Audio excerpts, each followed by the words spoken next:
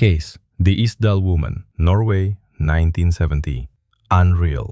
Criminals. Norway, साल 1970। एक ठंडी पहाड़ी घाटी, चारों तरफ घना जंगल, हवा में अजीब सी खामोशी, और उसी खामोशी के बीच एक महिला की लाश।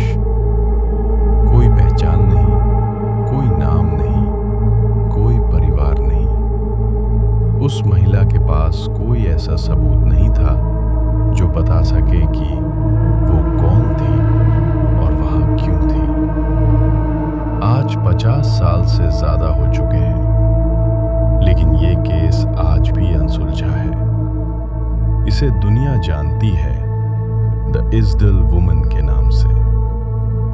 नॉर्वे को आमतौर पर दुनिया के सबसे सुरक्षित देशों में गिना जाता है। 1970 का दशक, छोटे शहर, कम अपराध, लोग एक दूसरे को जानते थे। लेकिन 29 नवंबर 1970 को बर्गन शहर के पास स्थित इस्डल वैली एक डरावनी पहचान बना लेता है।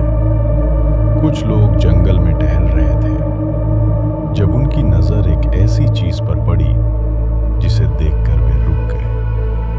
पत्थरों के बीच एक महिला का शरीर जला हुआ था। लेकिन हैरानी की बात यह थी कि पास कोई पहचान पत्र नहीं था, ना पासपोर्ट, ना ड्राइविंग लाइसेंस, ना कोई पर्स।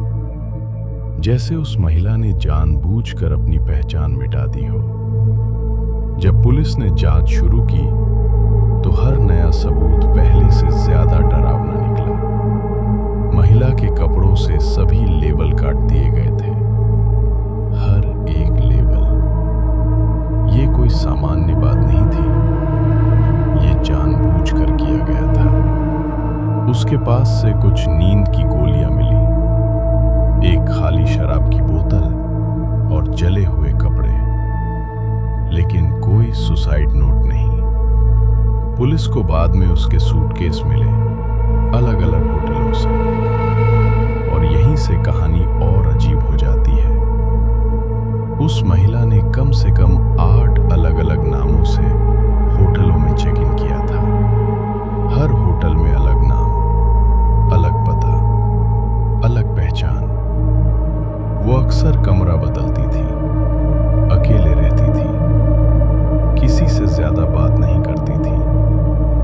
कभी कभी वो खिड़की के पास बैठकर लंबे समय तक बाहर देखती रहती थी, जैसे किसी का इंतजार कर रही हो। नॉर्वेजियन पुलिस इस केस को लेकर पूरी तरह उलझ गई। उन्होंने इंटरनेशनल एजेंसियों से संपर्क किया, यूरोप के कई देशों को सूचित किया, लेकिन कोई भी महिला इस विवरण से मेल नहीं खाती थी। उसके फिंगरप्रिंट किसी भी डेटाबेस में नहीं मिले, उसकी डेंटल रिपोर्ट किसी से मैच नहीं हुई। मानो वो महिला कभी अस्तित्व में थी ही नहीं। जांच में पता चला कि उसने कई देशों की यात्रा की थी, नॉर्वे, जर्मनी, बेल्जियम, स्विट्जरलैंड। हर जगह अलग नाम, अलग पहचान। उसके नोट्स में कोडेड अक्षर मिले, ऐसे कोड जो आम आदमी नहीं लिखता। पुलिस ने सोचा क्या वो जासूस थी। कोल्ड वॉर का दौर था, यूरोप में सीक्रेट एजेंसियां सक्रिय थीं, लेकिन इस थ्योरी का भी कोई ठोस सबूत नहीं मिला। अब सवाल ये नहीं था कि वो महिला कैसे मरी, सवाल ये था वो कौन थी। क्या वो एक जासूस थी जो अपनी पहचान छुपा रही थी, या फिर कोई ऐसी महिला जो अपने अतीत से भाग रही थी। एक और थ्योरी कहती है वो मानसिक रूप से परेशान थी, शायद अकेली, शायद डरी हुई, शायद टूट चुकी। कभी कभी लोग अपनी पहचान मिटा देते हैं क्योंकि उन्हें लगता है कि उनका अतीत उनसे बड़ा हो गया है, और शायद इस्दल वुमन भी ऐसा ही कुछ चाहती थी।